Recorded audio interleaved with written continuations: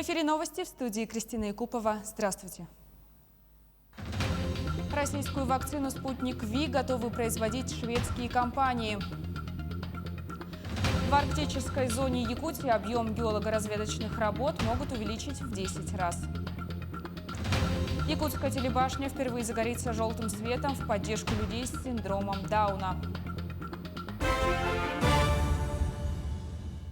В Якутске арестован руководитель школьного кружка, обвиняемый в преступлениях против половой неприкосновенности школьниц. В настоящее время следствием проводятся процессуальные действия, направленные на установление всех обстоятельств произошедшего. Мужчина заключен под стражу. Возбуждению уголовного дела предшествовали следующие события. Правоохранительные органы обратилась жительница города Якутска, которая сообщила о том, что при посещении ее 10-летней внучкой военно-патриотического кружка в одну из школ пригорода Якутска, созданного в школе в рамках деятельности Ассоциации профсоюзных организаций студентов и учащихся, руководитель кружка совершил в отношении девочки насильственные действия сексуального характера.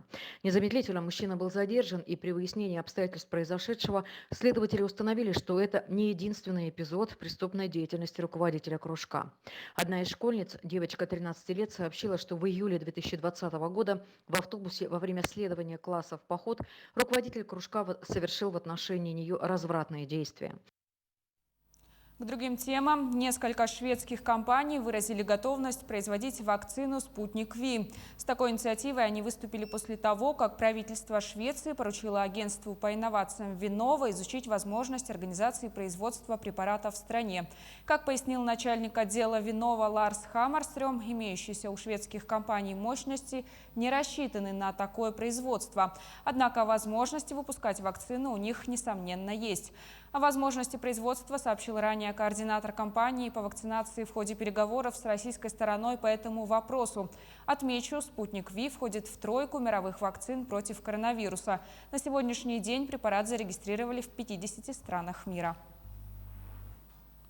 Объем геолого-разведочных работ могут увеличить в 10 раз в арктической зоне Якутии. Такое предложение озвучил глава республики Айсен Николаев на совещании по вопросам комплексного освоения арктических территорий Якутии и Красноярского края. Он поручил Кабинету министров подготовить перечень соответствующих предложений с привлечением федеральных ведомств. Также Айсен Николаев подчеркнул, что в этой работе примет участие Росгеологии, с которой в 2019 году подписано соглашение о сотрудничестве. Для освоения территории, которая занимает миллионы квадратных километров, нужно применить комплексный подход, подчеркнул глава. Компании сегодня смотрят на Верхоянский район, на Булунский, Оленевский районы, на шельф. У компании Роснефти там имеется несколько участков, по которым они тоже проводятся работу, есть уже определенные результаты. Мы ведем сегодня работу по своего рода подготовке интересных предложений для новых инвесторов, чтобы они заходили на нашу территорию, потому что геология, она формирует не только возможность, наверное, но и среднюю и долгосрочную перспективу развития многих территорий. Фонд защиты прав дольщиков достроит дом на улице Кальвица в Якутске. Приступить к работам компания сможет после завершения всех необходимых процедур, связанных с передачей прав застройщика. Так, для восстановления прав дольщиков подписано дополнительное соглашение с публично-правовой компанией по достройке объекта. Несмотря на решение арбитражного суда Якутии о признании застройщика «Строймонтаж-2002» банкротом, он так и не передал необходимые документы. Кроме того, не согласившись с решением суда, застройщик подал апелляционную жалобу. Напомним, дольщики не могут получить ключи от своих квартир с 2018 года. Как уменьшить количество дорожно-транспортных происшествий на временном технологическом проезде к Верхнемунскому месторождению, предотвратить засоры в грохотах во время обогащения? Ответы на эти вопросы знают участники фабрики идей. Проект стартовал в прошлом году и успешно реализуется в Алроса. Направлен он на повышение производительности и улучшение условий труда. Более подробно смотрите в сюжете далее. На первый взгляд напоминает удочку, только вот на конце вместо наживки – клешня. Она поднимает куски металла из грохота во время обогащения алмазоносной руды, которые образуют пробку. Я узнал, что Центр развития производственной системы внедряет инструмент с фабрики идей. сделал вот такую вещь, чтобы доставать из сечек арматуру, чтобы не снимать нагрузку с мельниц. Облегчить работу, получается, чтобы всем была эффективная работа, чтобы больше алмазов за смену переработать. А вот водители больших грузов Volvo и Scania теперь перед устройством на работу проходят тестирование, демонстрируют мастерство. Эту идею предложил Виталий Харебов, водитель, инструктор горно-транспортного комплекса Удачнинского ГОКа. Сегодня тест прошли 80% водительского состава. На первый взгляд, простые, скажем так, бытовые вопросы теста у некоторых водителей на первых стадиях прохождения вызывают улыбку, но приступив к ответам, вот как вы уже обратили внимание, по некоторым пунктам испытывают затруднения. Ну и когда уже в процессе прохождения задают нам вопросы инструкторам, мы уже совместно, детально, можно сказать, на пальцах выговариваем каждый пункт данного теста.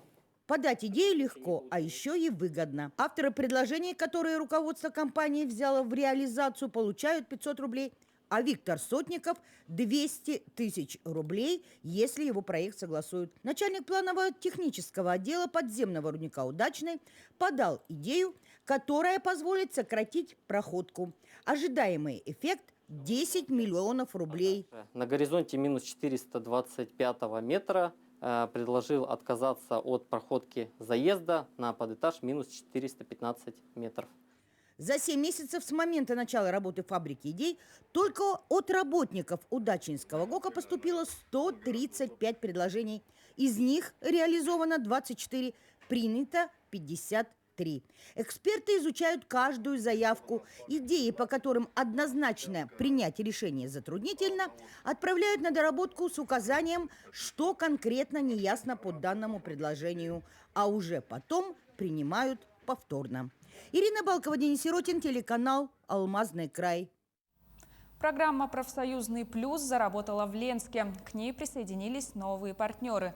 При покупке товаров или заказе услуг членов профсоюза ожидают скидки, а весной члены профсоюза «Профалмаз» на всех площадках получат новые дисконтные карты. Какими льготами они еще пользуются, расскажет Марина Крутихина.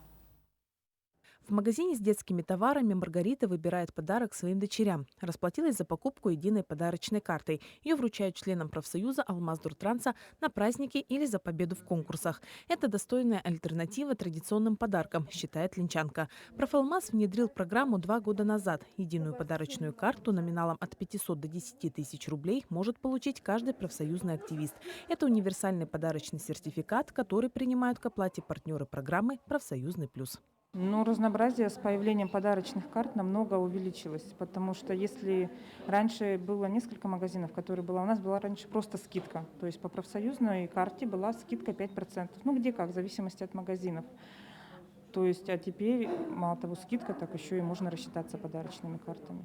Профсоюз «Алроса» сотрудничает с предпринимателями с 2015 года. Программа «Профсоюзный плюс» работает во всех городах Алмазной провинции. Всего у программы 102 партнера. 47 в Мирном, 26 в Айхале, 15 в Удачном и 14 в Ленске. Сотрудничество взаимовыгодное. При покупке товаров или заказе услуг членов профсоюза ожидает приятный бонус – скидки от 3 до 15%. С 1 апреля будут внесены изменения. Ранее члены профсоюза могли получить скидку в магазинах наших партнеров с помощью предъявления профсоюзного билета, то теперь, чтобы воспользоваться данной скидкой, необходимо будет предъявить специальную дисконтную карту. Всего на сегодня мы изготовили 28 тысяч дисконтных карт. Дисконтная карта будет распространяться через первичные профсоюзные организации и профсоюзы «Профалмаз» и выдаваться только членам профсоюза. Марина Крутихина, Олег Соснин, телеканал «Алмазный край». Единственное в России общеобразовательное учреждение, обучающее детей малочисленных народов Севера, находится в городе Нерингре. Это школа-интернат «Арктика». О ее буднях после снятия ограничительных мер расскажет Екатерина Павлова.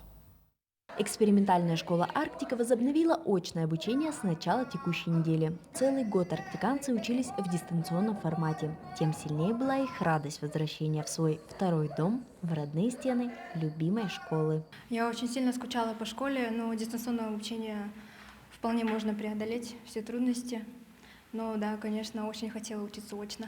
Обучение в школе ведется в старших классах с 8 по 11. Здесь общинное самоуправление. Ученики разделены на 4 общины, которые весь год соревнуются между собой, получая баллы за хорошую учебу, дисциплину, успехи в спорте. Я приехал из Нижнекамского района. Большинство моих родственников училось именно здесь. Здесь мы учим свои родные языки народов Севера. В школе ведется преподавание языков и культуры всех 5 коренных малочисленных народов Севера нашей республики.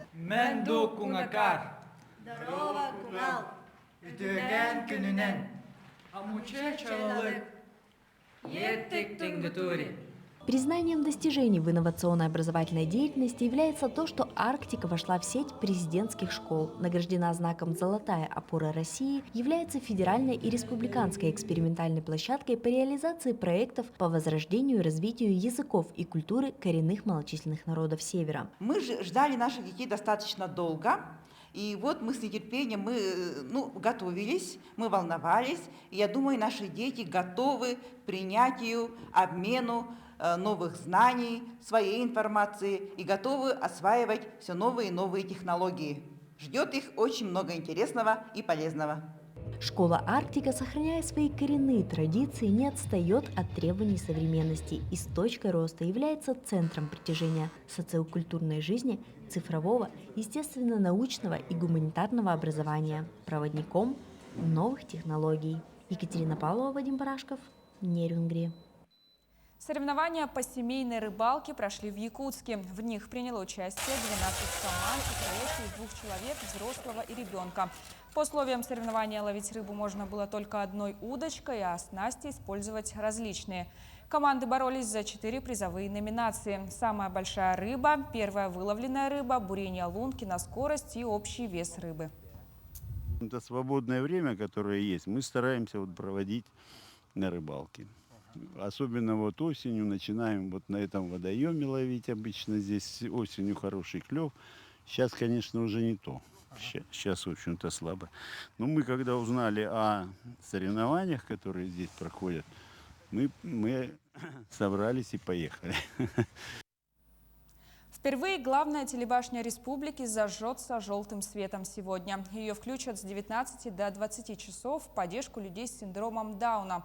В Якутии проживают 175 человек с этим заболеванием, из них 127 – это дети.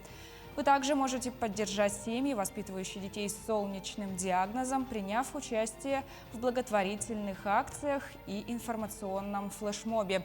Для этого необходимо надеть что-то желтое, сфотографироваться и выложить в сеть фото в соцсетях с хэштегом «Солнечный день ЕКТ». Такова информация к этому часу. Оставайтесь с нами, берегите себя.